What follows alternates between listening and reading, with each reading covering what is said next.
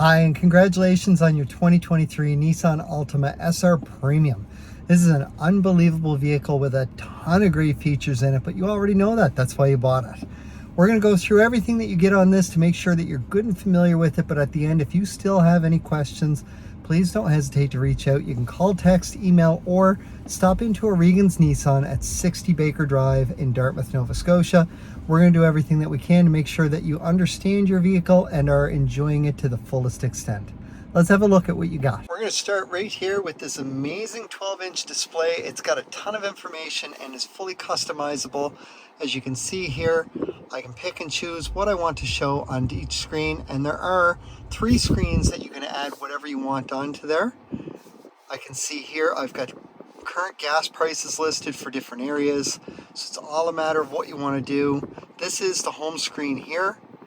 I can pull it up so that it is strictly navigation. I've got my commands down the bottom here. If I have an exact address that I'm going to, I just want to click on the flag and go to Destinations by Google. I can enter my address there, or I can see I've got some points of interest already listed in here as well. Back on the main screen, I've got some of those right across the bottom.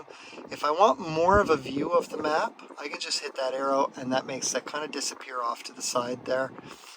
All the while this is going on, my radio info is being displayed right up here so that I can see what's going on.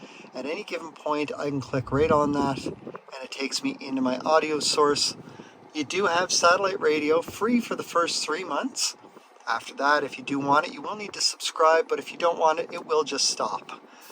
I can change the source of my audio right there. I can see I've got AM, FM, satellite radio, Bluetooth. I do have Apple CarPlay. Android Auto is also an option. My USB ports down below are options. And what's really nice about the Apple CarPlay and Android Auto is not only can you use them wired in, but each of them is available wireless. So that's wireless Apple CarPlay as well as wireless Android Auto. And that's very cool because this is the first vehicle Nissan has done wireless Android Auto. As I come back out of here, I can hit the music note here. It takes me just back to my audio. And again, as I already mentioned, I can go into any of these and pick and choose what I want. And I can set all my presets right there. I can set up phone info just by clicking on the phone, or you can see right there's no phone connected, so it's showing me my options. I can go through and set up different phones there. I'm not sure I understand. And when I come out of there, then I can go into the apps, and if there's any of the apps that I want to use, that's all available right there as well. So I'm going to back out of here. If you're looking for the settings through all of this little cog up the top here, I'm just going to tap on that. There's my radio settings. I don't want that. So I'm just going to hit all settings. And now I've got all the settings here. So I can go into connections and I can add a new device. I can set favorites. In this case, I'm going to remove a couple of these because they don't need to be here. And you can see right away, very easy to operate everything here. If you are adding a device, you're going to hit the add there and it's going to pop up with a message. I'll show you that here in 1 second. So when I hit add a device, it pops up here on your phone. You're going to go into your Bluetooth settings. You're looking for My Altima. As soon as you tap on it, up here there will be a box with a number. Same one shows up on your phone. Just hit pair.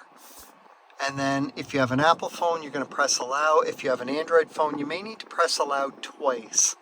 Also, if you have an Android phone, specifically a Samsung, once you've added it, if you have a lock screen on your phone, you want to back right out to the main settings screen, go down to your lock screen, then you want to go into smart devices, and you're going to add a trusted device, and you're going to add My Altima.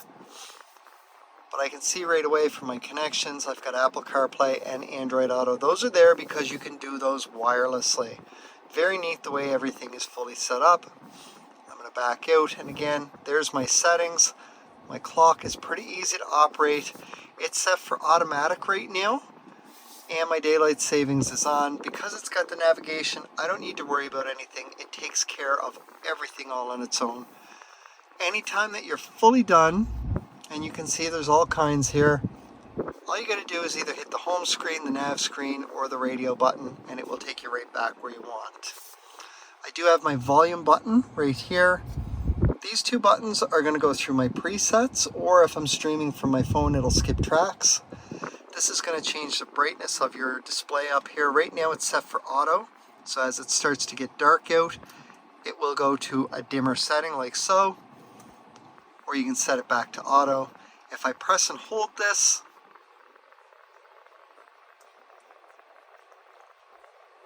you can see it turns the display off. And if I want the display back on, all I got to do is just push it and it comes right back on. My camera button is simply going to take me into the settings where I've got my predictive course lines, or I can go right into my display settings. You can see a nice clear backup camera there. We're going to come right out of here. If I put it in reverse, there is your backup camera. It's a very crisp, clear backup camera that takes up most of your screen, just not all of it. Down below, we do have dual climate control. So right now everything is synced to the driver setting, but if I change that dial, I get two separate settings. As soon as my passenger hops out, all I have to do is hit sync, and it all goes back to the driver setting. Normally I would say find a temperature that you like and press the auto button. The problem is right now if I do that, my fan is going to bump up a lot, and then it gets a little bit harder to hear. So for the purposes of this video, I don't have auto turned on. Auto is going to get you up or down to that temperature as quickly as possible, and then do what it has to maintain the temperature. So it will automatically adjust my fan and where my airflow is going to go. My heated steering wheel is in the center here. My heated seats are on the sides here for either seat. Rear defrost right here will also activate the heated side mirrors as well. As I come down below the gear shift here, I do have an electronic parking brake that when I pull up on this, up on the dash, you can see it does pop up right up here. If I just push down on that button, it tells me I need my foot on the brake. So I'm going to put my foot right on the brake, and then I'm going to push down on that, and you can see it turns off. Auto hold is a neat little feature. It's something that does take a little bit of getting used to. However, I do recommend it if you can get used to it. You do need to be buckled for it, so we're going to turn this on. Right now there's nothing here. However, the moment I put it into drive, because my foot is fully on the brake, this turns green right away. So what this means is I can take my foot right off of the brake and I'm not moving. This means that my brake is held on for me, and as soon as I touch the gas, as long as I'm in drive and not neutral, all I got to do is touch the gas. That turns white.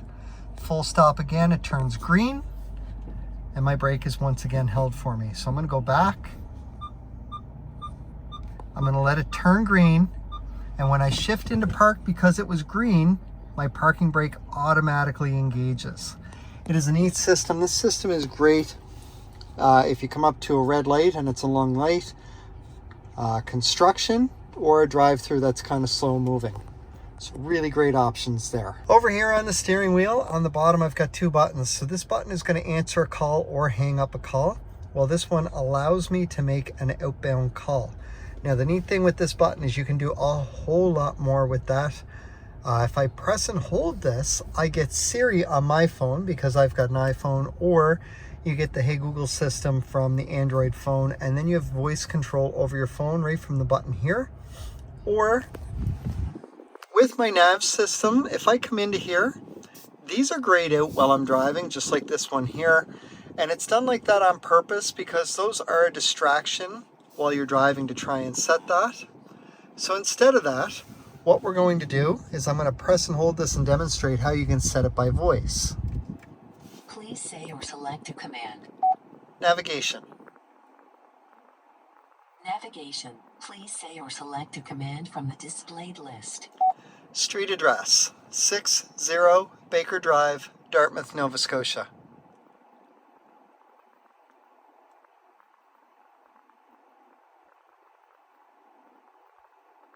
Street address 60 Baker Drive, Dartmouth, Nova Scotia. Calculate route. Adjust location or change address. Calculate route. Calculating route. The route calculation is complete. Proceed to the nearest road. So just like that, everything is fully set, all without ever touching the screen, 100% by voice, and that can be done while you're driving. Makes it really easy so that you never have to worry about it. So I'm going to cancel out of here, and that's it. We're back to normal on that. This blue button on my steering wheel is going to turn on my cruise. Now here's the thing, we're going to watch up the top here in just a second. Simply pressing it will get you adaptive cruise, but if I press and hold, it gets me traditional cruise. And I'm going to show you both right now. So I'm just going to press it.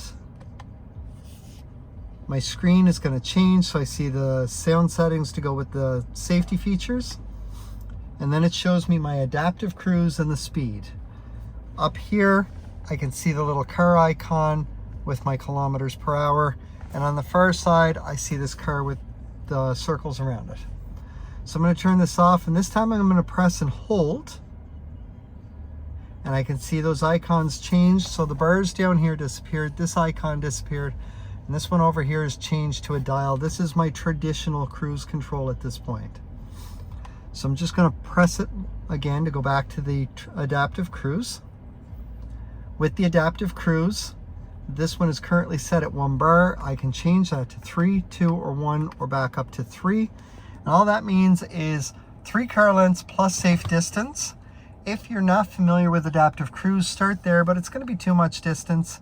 Your sweet spot is likely going to be there, which is 2 car lengths plus safe distance. If you're extremely comfortable with it, it might be 1 car length plus safe distance. And just to give you a visual, 1 car length plus safe distance at 100 kilometers an hour is approximately 2.5 car lengths between you and the vehicle in front of you. The faster you go, the bigger that gap will be. The slower you go, the shorter the gap will be, just because of the time required to slow down or stop. Otherwise, your cruise is very easily set. It's just tap there for set. If you could tap to cancel or tap the brake. Tap the top one to resume. If your speed is already set, you can tap a couple times on resume to increase it, or a few times on the set to decrease it. On the left side of our wheel, we've got our volume button right here.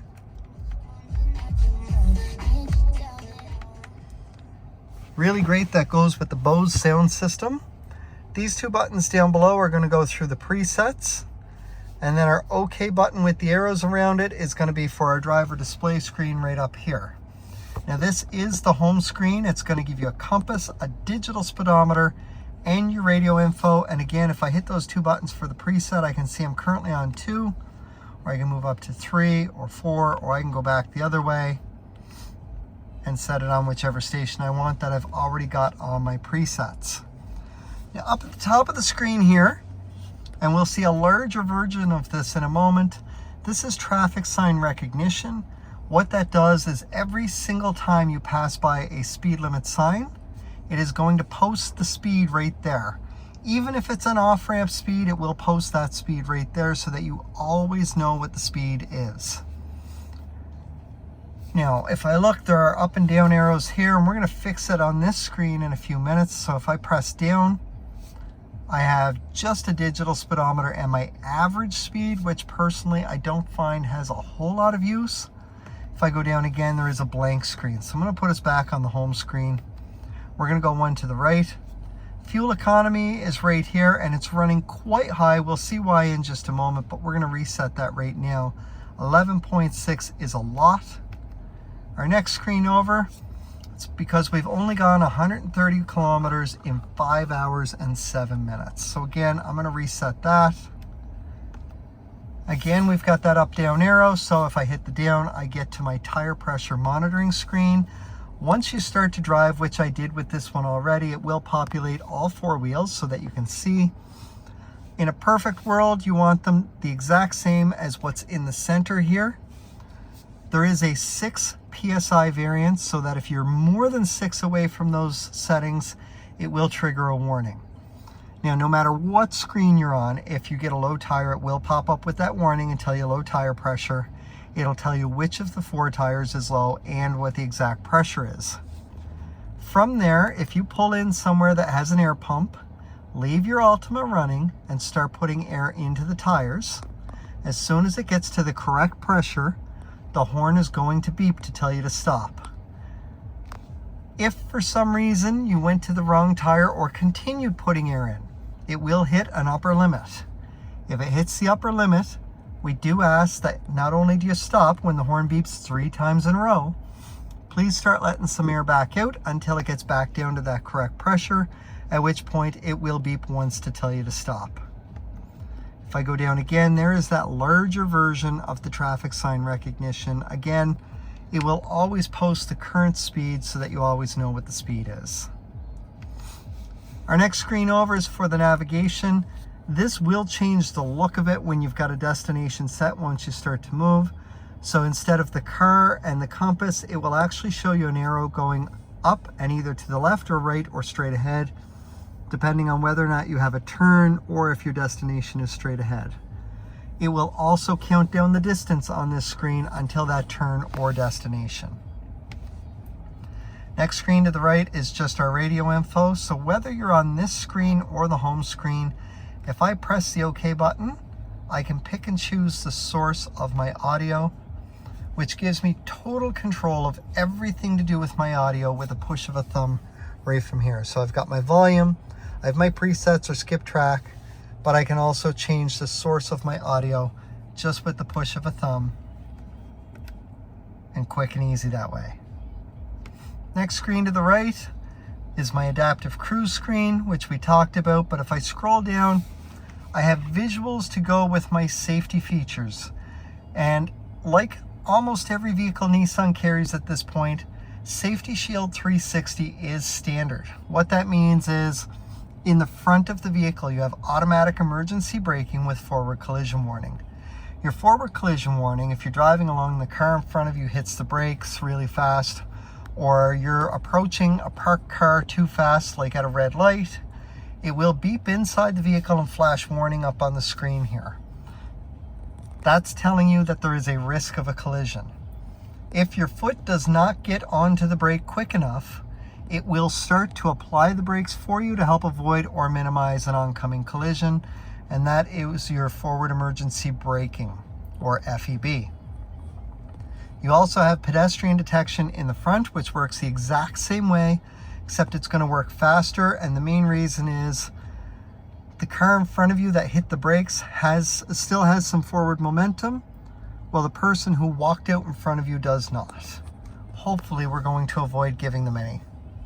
Also in the front is lane departure warning. Now this works at 60 kilometers an hour or faster, so it's more of a highway feature. With your lane departure warning, if you start to drift out of your lane on either side, as long as the camera in the windshield can read the lines inside the vehicle here, your steering wheel is a haptic steering wheel and it's going to vibrate. It's just like hitting the rumble strips on the side of the road, except only the driver feels it. Our blind spot indicators that work at 32 kilometers an hour with a vehicle in motion beside us are inside the vehicle on both sides. They are located inside the vehicle because you're going to see them sooner and you're going to see them regardless of the weather outside. These will light up and stay lit up a dull orange on whichever side that vehicle is in your blind spot.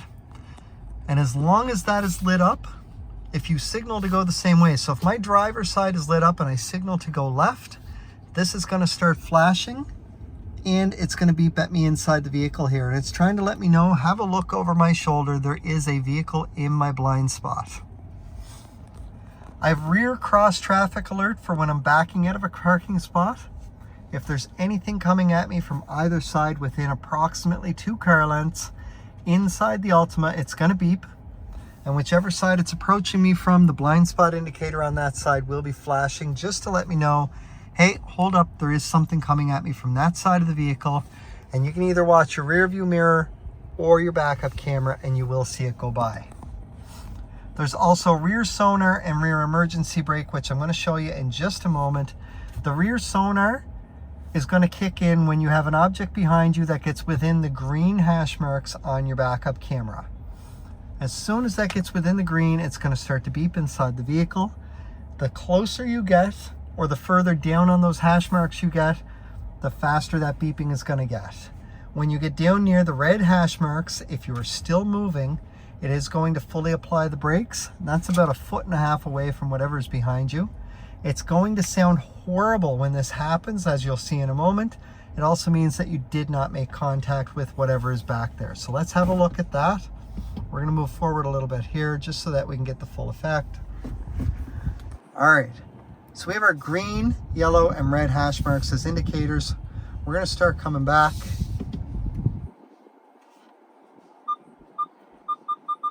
And there's that rear emergency braking.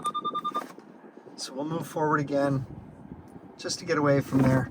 But that's how that works. It's a great feature and it works remarkably well. So we're going to go down again and it just takes us back to there. Our last screen here is our settings. Now because this is a brand new vehicle, I need to make some adjustments on some of these screens. So I'm going to come into the driver assistance. I want to turn my steering assist on. That is Pro Pilot Assist. So we see a new icon just popped up there. Pro Pilot only works when the adaptive cruise is fully set. It will help steer the vehicle with you in those conditions. I do have an entirely other video on it with all the ins and outs of how it works, and I will link to that at the end of this video. The emergency braking system is always going to be on every time that you turn the vehicle on. If for some reason you need either one off, you can just come in here to do it, especially if you want to put a bike rack on the back of this with a hitch. I do have a video showing how to quickly disable that as well. My lane departure warning I want to turn on. So that's the one that as I start to drift, it's going to alert me by vibrating the steering wheel. And my blind spot indicator should be on as well. The rest of this I don't need to worry about, so we're going to back out of here. We're going to come down to vehicle settings. And I want to come down to locking and auto door unlock. As we can see, by default, Nissan unlocks the vehicle automatically when you turn it off.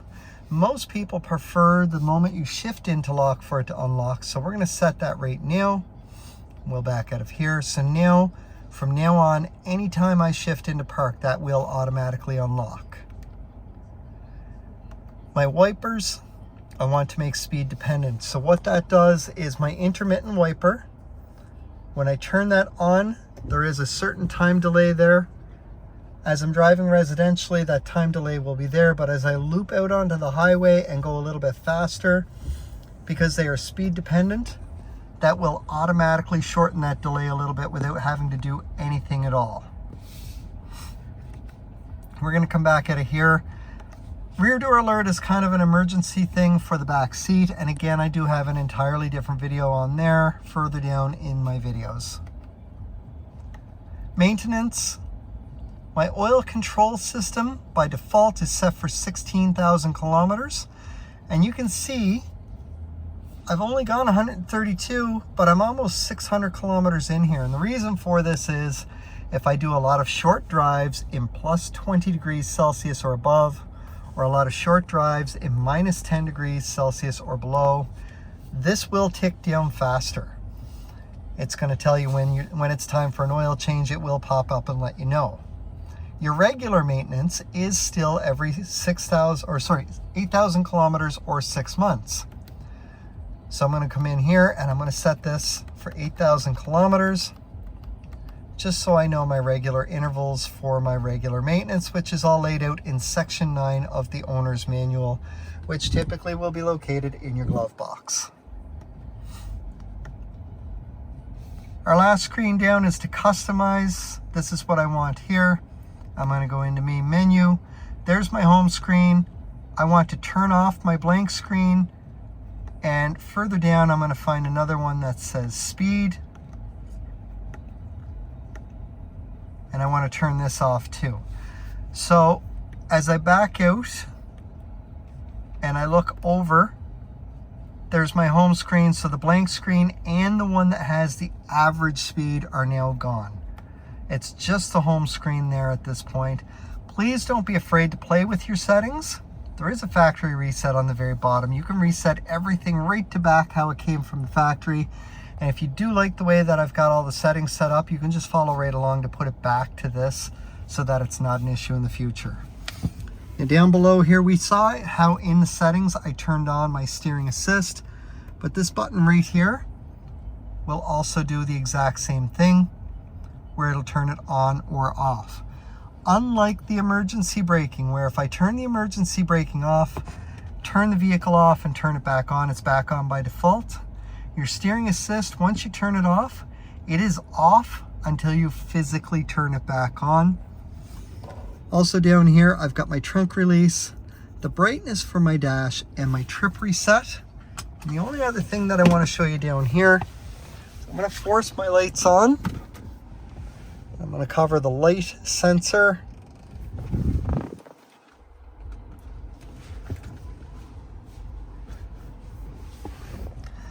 So my lights are now on. If I move my signal indicator to the high beam position, I now have a green bullet here with an A. That means that my high beams are now completely automatic. That's called high beam assist. So this camera up here is going to look for headlights and taillights. If it sees either one, the high beams turn off. Now when your high beams do come on, while this is on, you'll still get that blue indicator up on the top of the screen that you're used to. As soon as the camera up here sees headlights or taillights, that blue indicator will turn out. As soon as it doesn't see them, it will come right back on. Now it's not going to let me do everything the way I want it to right now because it's just too bright outside. Up here we do have an auto dimming rear view mirror. So when you get somebody behind you who does have their high beams on, or a large truck behind you sitting kind of high, this will automatically dim for you. But the other nice thing up here is I do have home link, so I can hook up to 3 garage door openers onto this. If you have a garage door opener, you're just going to want to sit in front of your garage door, press and hold your garage door opener, press and hold one of these buttons. This light is going to start to flash. When the frequency at which it's flashing changes, it's either going to start flashing fast and change to slow, or vice versa. But as soon as the frequency changes, let go of the button here and let go of your garage door button. That means that you are fully synced up. Lastly, inside here, we've got our moonroof on this. If I simply press this, it vents. I press forward to close it. If I press back, it does open up. And anywhere along the way, I can hit the button to stop it, or I can press forward to close it. One last thing here is our key fob. So on my key fob, I got 5 buttons here.